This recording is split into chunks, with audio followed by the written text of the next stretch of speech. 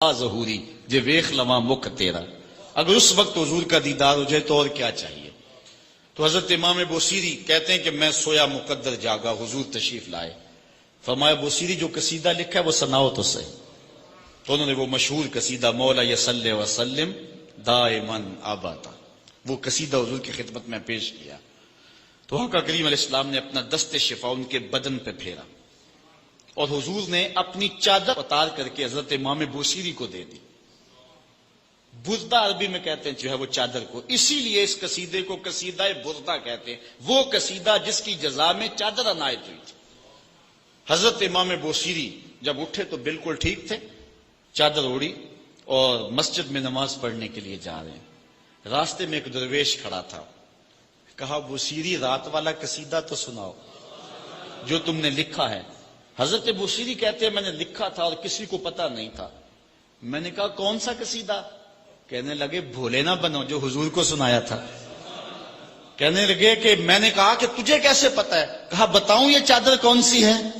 اللہ اکبر. تو امام بوصیری رحمت اللہ تعالی علیہ نے حضور علیہ السلام پر یہ درود لکھا مولا یصلی وسلم دائماً ابدا اور یہ جزا پائی.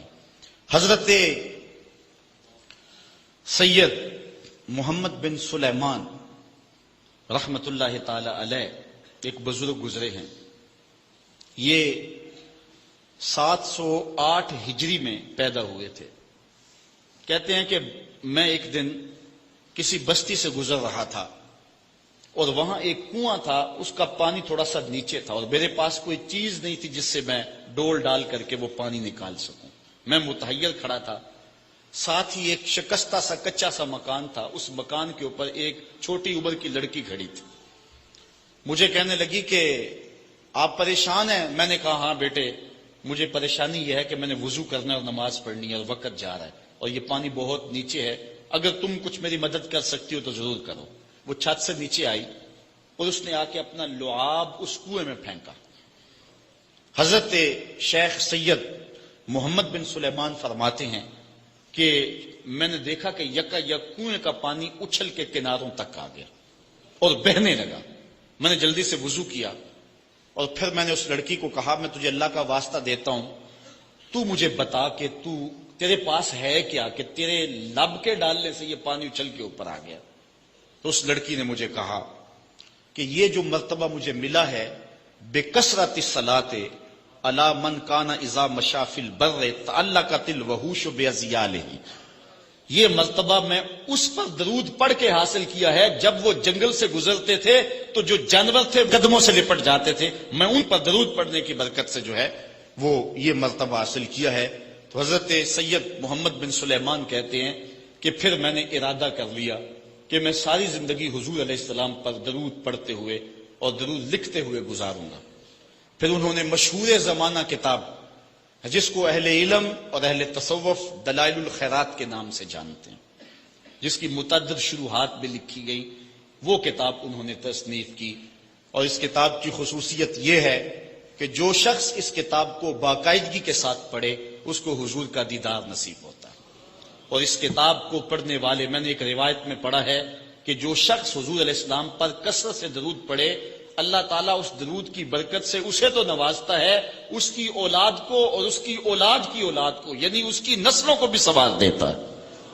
تو حضرت سید محمد بن سلیمان نے یہ کتاب لکھ کر کے درود کی زمانے پر احسان کیا اور آج تک بالخصوص علماء روم کا عمل اس کے اوپر جو ہے وہ کثرت کے ساتھ ہے. لیکن یہاں بھی جو ہے وہ ہمارے بر صغیر پاک و ہند میں بھی دلائل الخیرات پر لوگوں کے بہت زیادہ عمل ہے. میرے والد گرامی اللہ ان کی قبر پہ کروڑوں رحمت نازل فرمائے, انہوں نے 37 سال تک بلا ناغہ دلائل الخیرات کا وظیفہ کیا ہے. اور یہ جو کچھ بھی ہے وہ کیا کسی نے کہا تھا میں جو کچھ بھی ہوں ان کی توجہ کا روپ ہوں, میری زندگی تیرے پیار کا انعام ہی تو ہے. تو یہ سارا فیضان یہ دروش شریف کا فیضان ہے جو دروس قرآن کی صورت میں آپ دیکھ رہے ہیں. حضرت سید محمد بن سلیمان رحمت اللہ تعالی علیہ کا پھر انتقال ہو گیا اور سوس نامی ایک بستی کے اندر ان کو دفن کر دیا گیا. پھر اس کے بعد 77 سال کے بعد ان کو وہاں سے مراکش منتقل کیا گیا. اور آپ کو جب دفن کیا گیا، اور یہ بات اخبار مشہورہ میں سے ہے کہ آپ کی قبر کی مٹی سے درود کی برکت کی وجہ سے کستوری جیسی خوشبو آیا کرتی تھی، اور جب اتنے طویل عرصے کے بعد ان کو قبر سے نکالا گیا تو جب وہ فوت ہوئے تھے تو انہوں نے تھوڑی دیر پہلے حجامت بنائی تھی، اور جب لحد سے ان کو نکالا گیا 77 برس بعد تو ایسے لگتا تھا کہ جس طرح ابھی خط کروایا ہے، اور لوگوں نے ان کے جسم کو انگلی لگا کر کے دیکھا تو جس طرح ایک زندہ شخص کے جسم کو انگلی لگائیں تو خون ہٹ جاتا ہے اور جگہ زرد ہو جاتی ہے، تو ایسے ہی